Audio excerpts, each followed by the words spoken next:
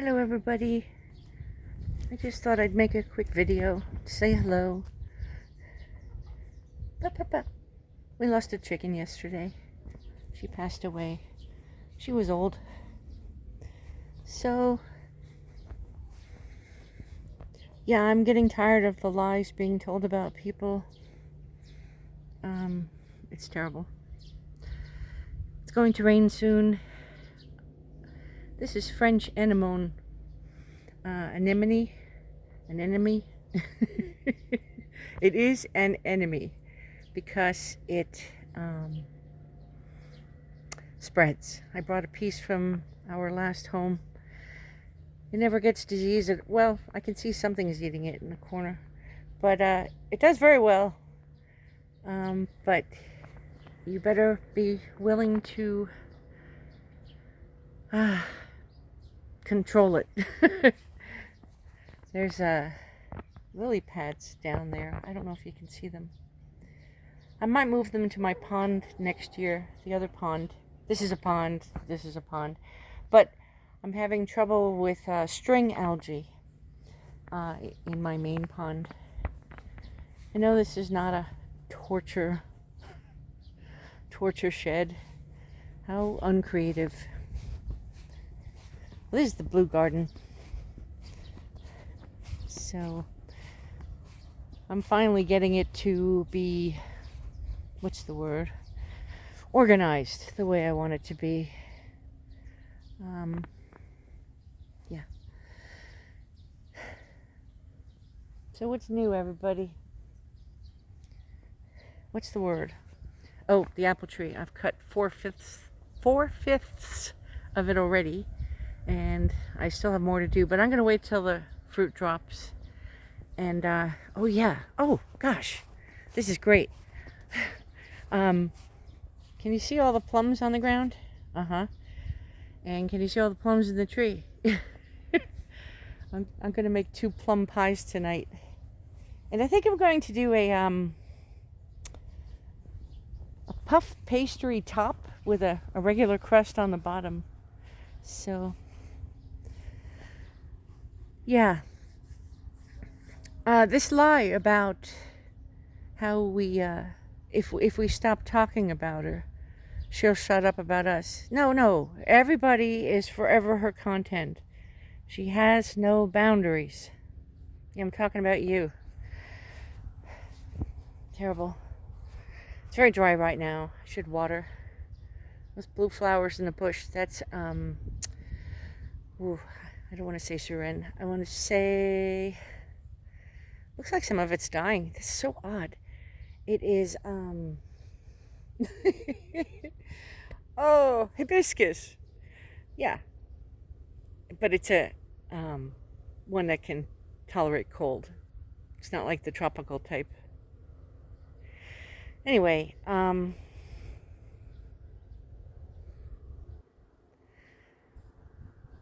these flowers I have turned over more of I'm making it bigger. These are wonderful.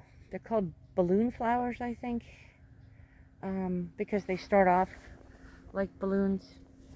If anybody wants to know, I'll look up the name, the Latin name, because it's pretty wild how they grow. And it is a perennial.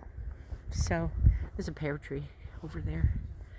And over here I had a huge fire, and I've been weeding. Now I just have some deep weeds to get, and I'm killing the hosta because of a certain weed that keeps coming over from a neighbor.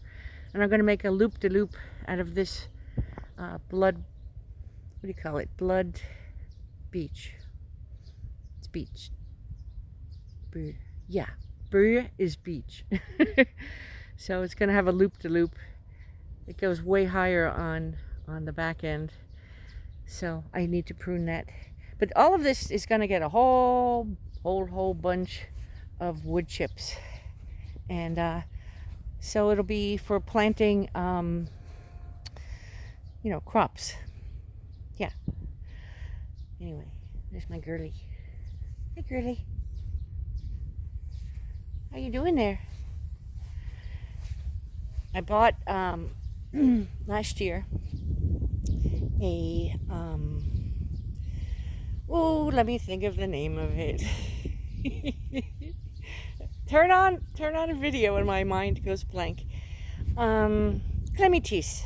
Okay, I don't know how you say it in English, but it's clematis. And I bought a good one. I didn't buy it from, a corner place or grocery store. I went to a nursery and bought the best of the best. Here you go. Two years later. So what I figure is there used to be a fir tree here, fir or spruce. I think that the soil is too acidic from the tree. Oh, and Rez, was it Rez? No, it was Pocket Sand. She sent me a picture of Akalaya or Columbine that she had. Well, I have all the blues, but I also have these. Aren't they wild? And I'd sent some seeds to Rez. Where'd that one go? Oh, there it is, down there. Isn't it beautiful? Pretty wild. And they stay true to color. They don't fade as they tend to. I'm going to try to pause this and show you something else. Is that okay? Here's a path back there. And yeah, it's very tough maintaining that area back there. I'm trying to kill the host back there too. Because bindweed. Does anybody know about bindweed? I'm going to ID the type tonight. I need to. Pure hell. Pure hell. So, and there are a lot of, you can see in the path, oak trees from a neighbor's tree. And the fact is there's just too many bugs here. So right now, you can see the oak trees planted lower. Can you see them? Anyway, there are hundreds, and I need to get them in the autumn. Yeah, and then there'll be new ones next year. Real pain in the neck. So, let's see. I'm going to pause this, and then I'll try to show you something else. Also, something I want to tell, I give up.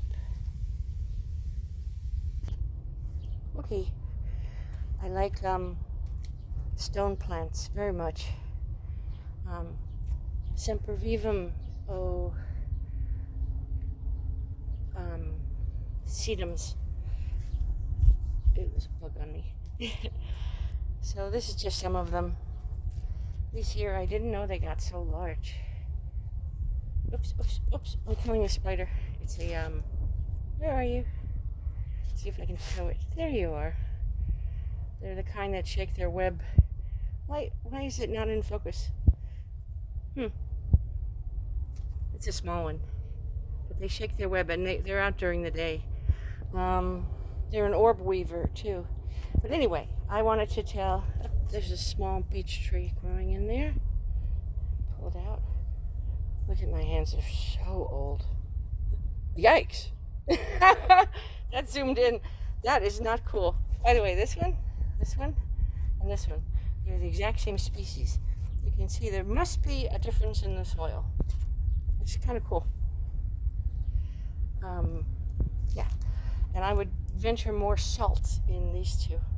Anyway, down here is cilantro, and I give up love cilantro maybe almost as much as I do. I cannot get enough of it. I had a little period this summer where I didn't have enough planted, so I had to buy some once, which is a calamity. But anyway, cilantro is very slow to grow, slow to germinate, in fact. It takes 3 weeks to germinate. However, the seed of it's coriander, and I want to reach past the spider. Oh, this is beautiful too. I don't know what this is called. I need to spread this around more. But anyway, coriander. So, it takes 3 weeks to germinate. That's a long time. It's a very long time. However, the seed is inside the larger seed, which is the coriander spice. And if you take the seed and put it in a little cup with water, for I'd say 3 days. You can experiment with number of days. Three's good. If you go any longer, change the water and then plant it. It will germinate in less than a week. So that's significant. You can also, that's called scarification. It's a type of scarification, but you can also scarify it physically. In other words, before you put it in the water, sand off, so to speak, like maybe file off a corner of it, a side, so that there's a way in, and then put it in the water, and then plant it. Now you're going to be really augmenting the speed in which it germinates. So, good to know, and that's for anybody, but I'm sure that will help I give up. And of course you should, although I haven't, you should plant a new crop every week. So every 7 days you're putting new seeds in so that you have enough. Because if there's one thing about cilantro, it bolts. Do you know what bolts is? When it goes to seed, it bolts. It shoots up the flowering part. Anyway, it bolts very quickly, and when it bolts, it changes the flavor. The chemicals in the plant no longer will taste like cilantro. It takes on a whole other flavor that's somewhere between cilantro and coriander, the actual spice, the seed. But anyway, it doesn't taste sweet anymore. It's quite noxious, although I eat it in a pinch. But I don't recommend it at all. And so, because it bolts so quickly as a plant, you want to keep a steady supply of new seedlings coming. Another thing I can say is, the summers are hot where you are. Right now it's very hot here. I would say it's 80, maybe. Anyway, if you have a heater that heats water through air, yeah, the newer types of heat. What are they called? I can't even think of what they're called in Danish right now. If you have one of them, it sits outside. It looks like an air conditioner, but it's not. It's actually a heater or a water heater. Also, well, not quite, but sort of. And okay, so if you have one of those, they blast out with a fan cold air. Set the pot with coriander in it in front of this cold air blasting out.